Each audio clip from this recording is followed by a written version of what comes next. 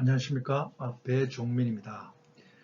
오늘은 저번 시간에 사도행전 12장까지를 봤는데 지금은 12장부터 15장까지 예루살렘 모교회에서 새로운 선교센터인 안디옥으로 넘어가는 거죠. 그리고 13장에서 14장은 안디옥에서 선교사를 파송해서 파송한 사람이 바로 바나바하고 바울이지 않습니까?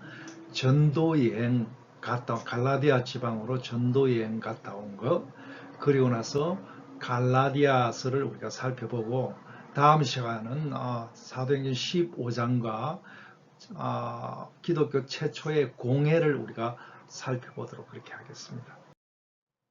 자, 우리가 예수님 성천 이야기가 사도행전 1장에 나오지 않습니까? 그게 사도행전 1장에 나오는 그게 AD 한 30년 정도 되죠. 그리고 지금 1차 전도여행 13장에서 14장의 1차 전도여행이 46 AD 46년에서 48년 사이. 그리고 이제 이 공회가 50년 정도 있으니까 자, 초창기에 예수님 성천하시고 나서 성령의 인도함으로 받아서 교회가 20년 동안 계속해서 확장을 했습니다. 그리고 이제 교회가 모교인 예루살렘 감독에서 새로운 선교센터로 만들어진 안디옥에 굉장히 부흥을 하고 새로운 선교센터가 되었습니다. 그래서 안디옥 교회에서 바나바와 바울을 선출하고 성령의 인도함을 받아서 선출해서 선발해서 1차 선교 여행을 가는 이야기가 있습니다. 정말 바울은 엄청나게 기대를 많이 했습니다. 근데 1차 전도여행 갔다 왔는데 갔다 오자마자 바나바하고 바울이 이 전도한 내용을 가지고 시비를 걷습니다. 이제 새 언약이니까 구약의 율법, 특별히 할례 같은 거는 필요 없다고 자기들이 이렇게 전도를 했는데 이 부분을 유대 기독교인들이 그래도 이방인이 기독교인이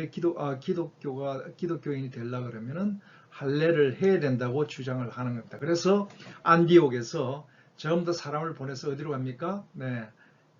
모교인 예루살렘을 가게 해서 거기서 이 문제를 해결하도록 그렇게 했습니다. 그런데 해결할 때 그 많은 사람들이 모였지만 첫 번째 공예 이 문제가 있으니 공예의 필요성이 있었겠죠. 그리고 각자의 또 입장들이 다 틀리니까 조금씩은 다른 이야기를 한 부분이 사도행전 15장에 우리가 살펴볼 수가 있겠습니다. 자, 그래서 그게 12장에서 15장 사이에요. 자, 그럼 13장에서 14장 사이에 우리가 바울의 입장을 우리가 살펴볼 필요가 있는데 바울이 사도행전 9장에서 예수님을 만나고 나서 본격적으로 이렇게 1차 전도 여행을 갈 때까지 한 14년이 걸렸다 그러셨으니까 오랫동안 기다렸죠. 바울은 구약에 정통한 사람입니다. 근데 뭐가 하나 틀리냐면은 예수님이 메시아가 아니다. 메시아간이 틀렸기 때문에 기독교인들을 핍박을 했죠. 그래서 자기처럼 이렇게 잘못 생각하는 사람들한테 이렇게 이 내용을 알려주고 싶은 열정이 굉장히 많겠죠. 특히 전도 열정이 엄청나게 많았을 겁니다. 그래서 성령의 인도함을 받아서 새 선교센터인 안디옥에서 선교사로 갑니다. 근데 이 안디옥에서 워낙 이렇게 복음을 잘 전달하고 삶도 이렇게 달라졌기 때문에 성경에서 최초로 크리스천이라는 이야기가 안디옥 교회에서 나왔다는 얘기 아닙니까? 그래서 성령의 인도로 사이프러스 구브로로 가고 비시디안 안디옥을 가서 나중에 루스트라까지 가는데 루스트라에서 바울이 임사 체험을 하지 않습니까? 이게 아마 고린도후서 12장에 나오는 삼청천 이야기하고 관련된 그런 사건이 아닌가 이렇게 생각이 듭니다. 자, 그러면 갈라디아서가 언제 쓰여졌느냐? 근데 이제 두 가지 이야기가 있고 사도행전 15장 전에냐 사도행전 15장 후냐. 자, 이렇게 우리가 한번 생각 한번 해보죠. 문제 제기를 유대 기독교인들이 했습니다. 그래서 자기가 바울이 14년간 기다리면서 새 언약 메시아를 전도 여행에서 이야기를 했는데 그렇게 처음에 잘 믿다가 나중에 들어보니까 전혀 다시 옛날로 돌아갔다는 그런 이야기를 듣고 나서 굉장히 화가 많이 났겠죠. 그래서 다른 서신서하고 달리 갈라디아서는 서문이 독특합니다. 왜 그러냐면 굉장히 감정이 많이 들어갑니다. 굉장히 섭섭한 감정이 굉장히 많이 들어가는 이야기를 씁니다. 그리고 또 개인적인 이야기도 많이 하고, 그 다음에 자기처럼 유대 구약에 정통한 사람인데 그 부분을 모든 걸 지적으로 다 동반을 하면서 새 언약하고 연결하기 위해서는 논쟁적으로 갈 수밖에 없었습니다. 그래서 쭉 이렇게 그럼에도 불구하고 갈라디아서를 보면은 바울의 전형적인 그 서신 형태가 있죠. 전반에는 이론이고 후반에는 삶의 적용으로 가는 부분, 여기도 마찬가지로 나타나 있습니다. 자, 이 사건이 얼마나 중요하냐면은 바울의 유언서인 디모데 3장 11절에도 이 이야기를 1차 전도 여행이 얼마나 중요한지를 다시 한번 이야기하는 내용들이 있습니다. 자, 그러면은 갈라디아서가 어떻게 되어 있는지 한번 살펴보죠. 네, 갈라디아는 크게 6장으로 되어 있지만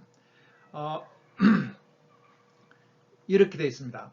구약 부분, 구약하고 지금 새 언약을 제대로 정리하는 것이 굉장히 중요하다 해서 하나님이 분노가 있는데 하나님이 분노가 두 갈래가 있습니다.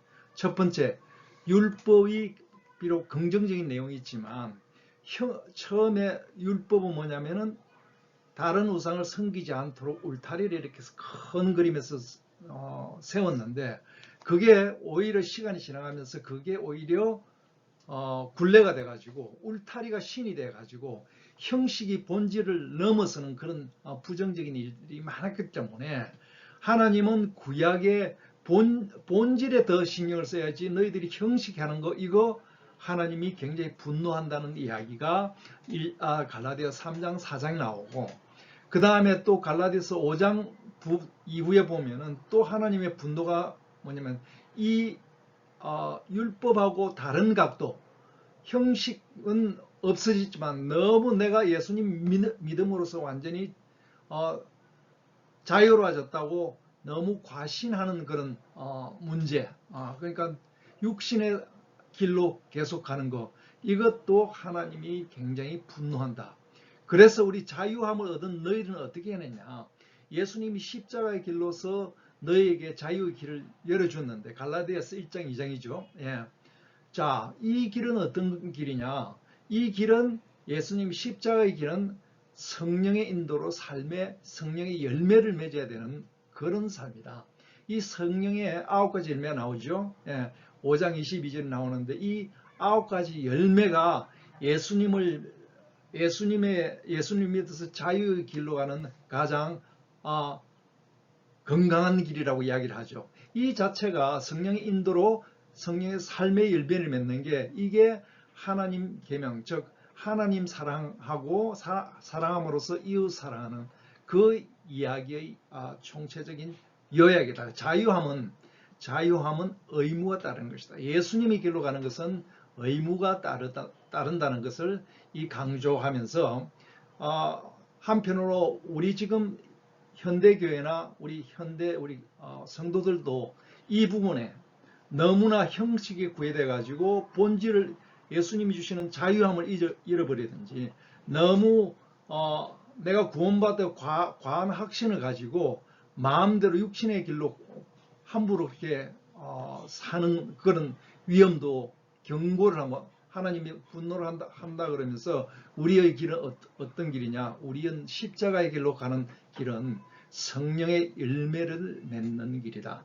9가지 열매, 하나님 관계, 이웃 관계, 또 자신과의 관계에서 얼마나 크게 주님께 칭찬을 받아야 되는지 매일매일 그 길로 가야 되는 것이다 하는 것이 갈라디아서의 주요 내용인 것 같습니다.